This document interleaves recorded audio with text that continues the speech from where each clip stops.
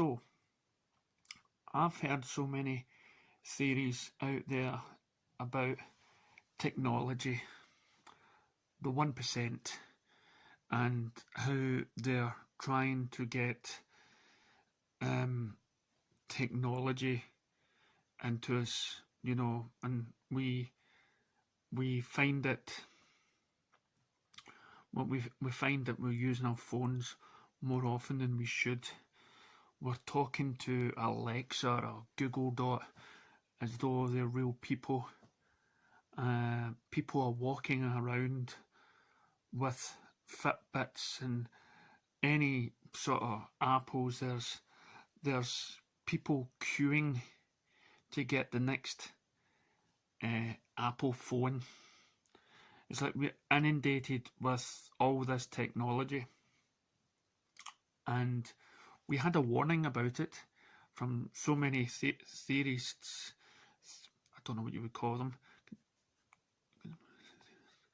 Theorists, because I don't like to say conspiracy theorists, but people have warned us, even other things have warned us, which I'll talk about in other, which I've talked about in other videos.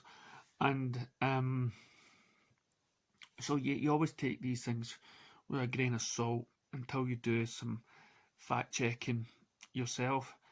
And what I found out, there's actually places, like in Sweden, where, and on my Good Morning TV, where people are loving to have the arms or have the body infused with chips, computer chips that allow them to do strange things with their hands. Like they have in their hands the key card, so they can just do that. And that's your, that's all your information right there. And I'm thinking, God, that is too much. But are we getting used to the idea of these? Recently, the DC movies, which I also have videos on. There's a character in it called Cyborg, which is, he's going to have man, have machine, and he can do all these other things. We're having robotic limbs, we're having robotics.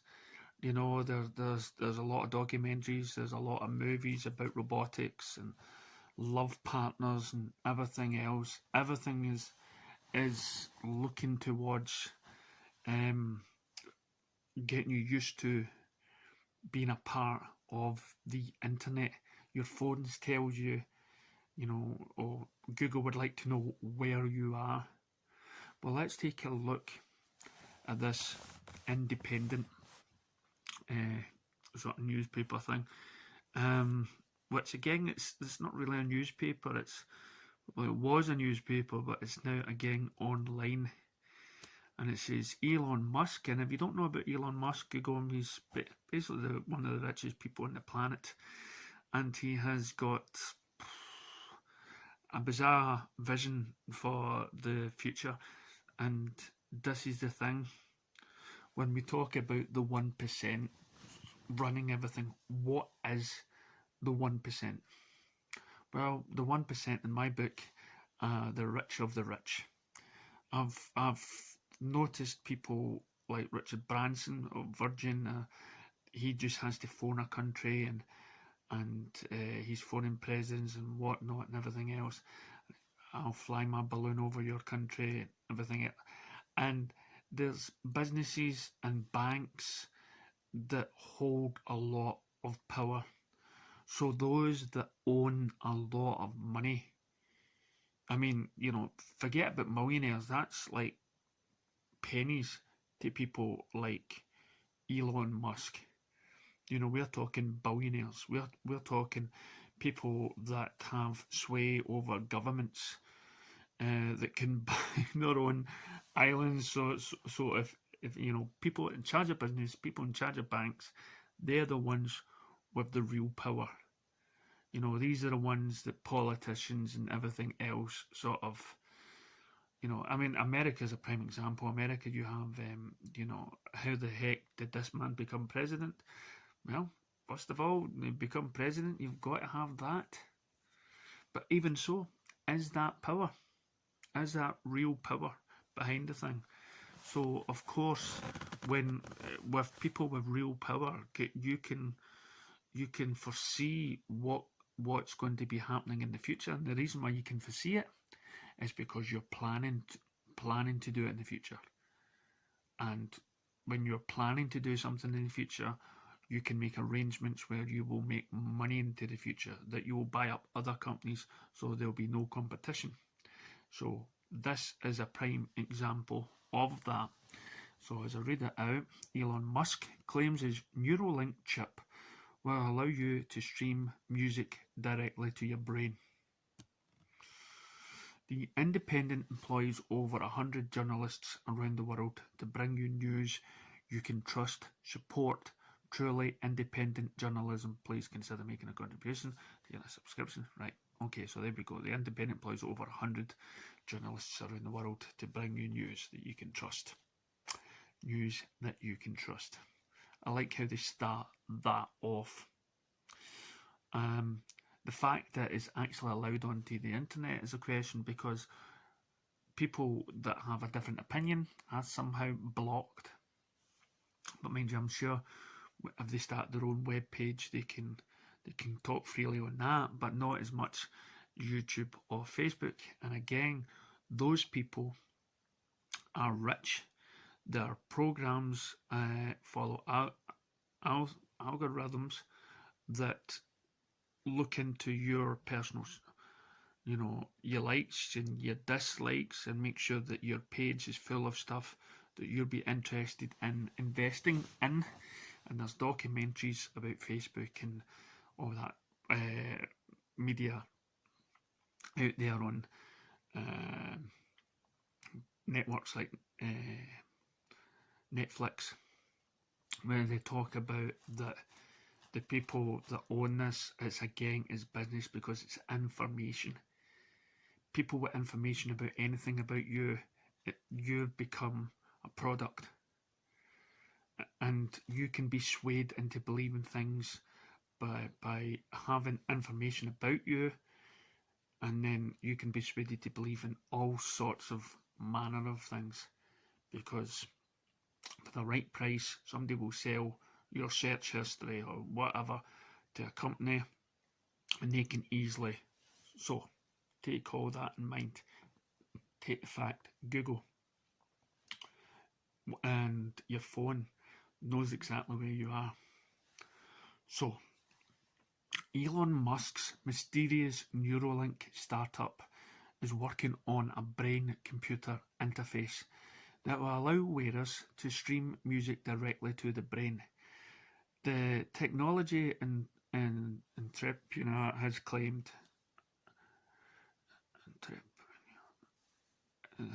Mr. Musk, who also heads SpaceX and Tesla, is set to reveal new information about the mysterious startup next month, but has been slowly releasing details over Twitter in recent days. Responding to computer scientist Austin Howard, Mr. Musk confirmed that Neuralink's technology would allow people to listen to music directly from our chips. Now, why would you want to just stop at music? Why would you want to insert a chip in your head when it's just about like music? I mean, what's wrong with a pair of headphones? What's wrong with? He also said that Neuralink could help control. Here we are. This is. Oh my god. He also said that Neuralink could help control hormone levels and use them to our advantage, enhance ability and reasoning, anxiety relief, etc. Enhanced abilities and reasoning. So what do we need reasoning for? What is that? A computer chip telling us how to feel? Is that a computer chip wanting, oh wait a minute, you're feeling sad. We do not want you to feel sad. Wait until I program this into your head and you will be happy about the decisions this computer is telling you to feel. And your hormones level. Control your hormones. Oh no, you're not allowed to think rationally.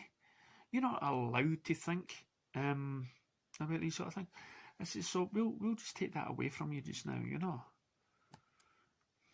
Since its founding in 2016, Neuralink has only held one major public presentation about how the technology will work. Speaking at 2019, Mr. Musk said that the firm was working on a sewing machine-like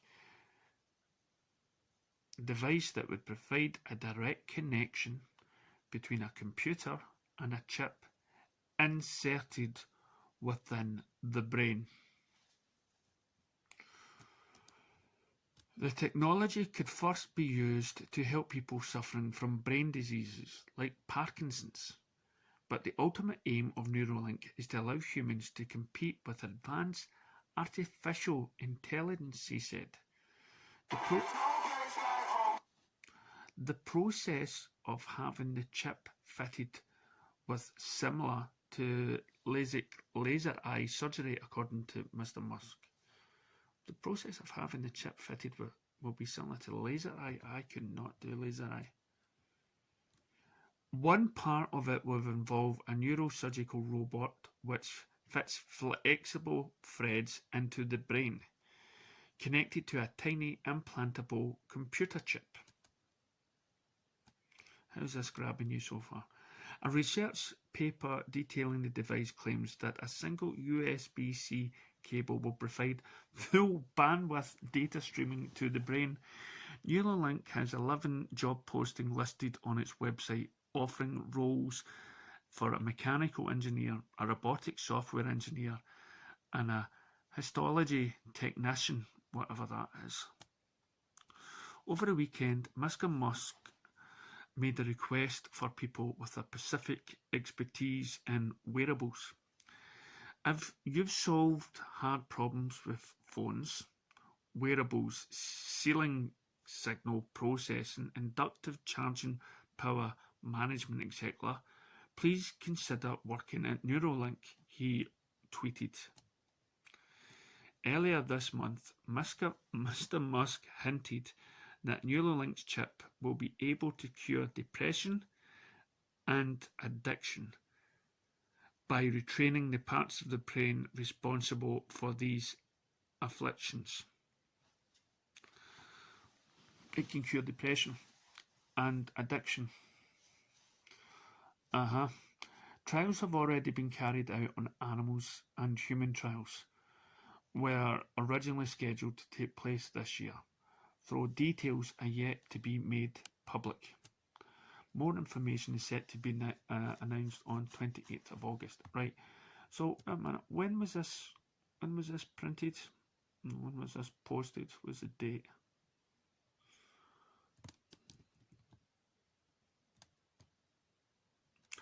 Tuesday the 21st of July 2020. This is me just finding out.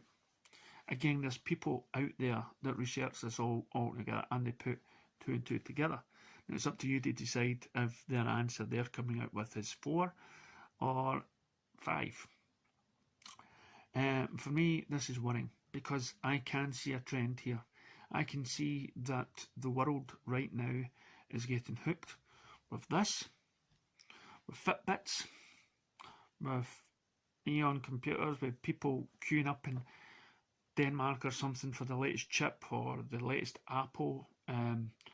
So the idea of becoming superhuman, to become somebody like Cyborg, to have a button which controls your emotion. Listen, see this guy here.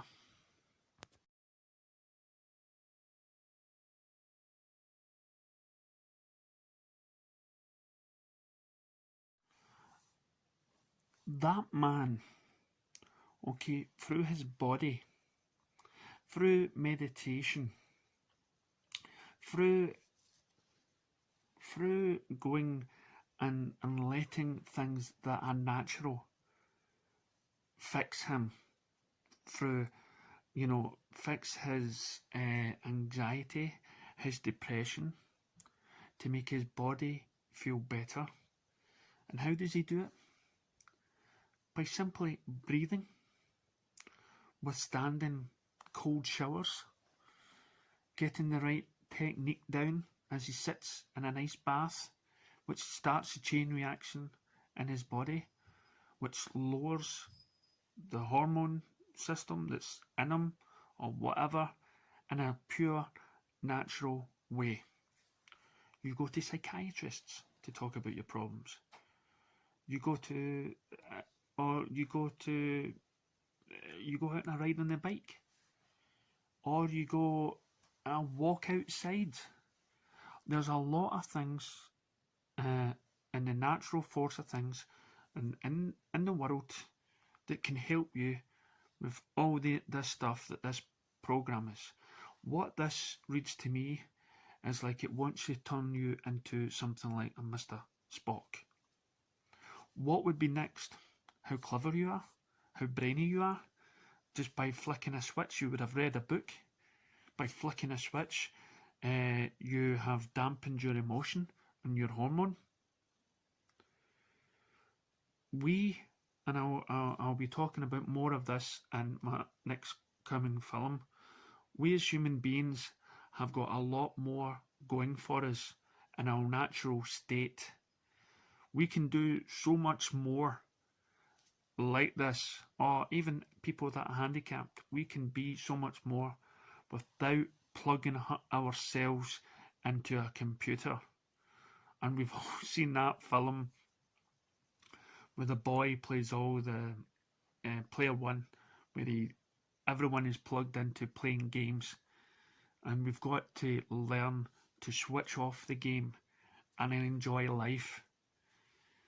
So please, take a look at yourself. Take a look at the people around you. Look how addicted they are to technology.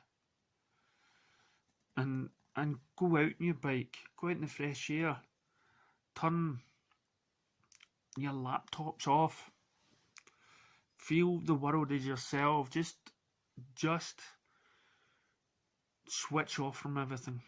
Check this guy out. Check that guy that likes the cold showers. Listen to him.